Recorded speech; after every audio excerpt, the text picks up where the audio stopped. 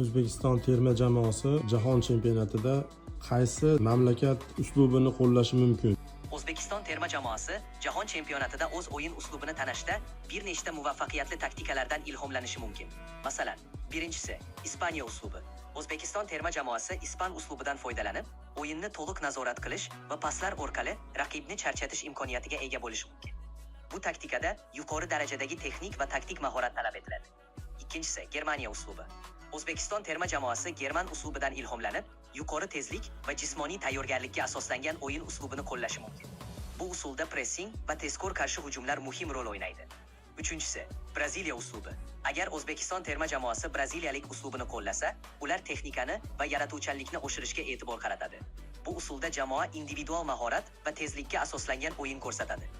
Har bir uslub O'zbekiston terma jamoasining o'ziga xos xususiyatlariga va jamoa a'zolarining imkoniyatlariga qarab moslashtiriladi.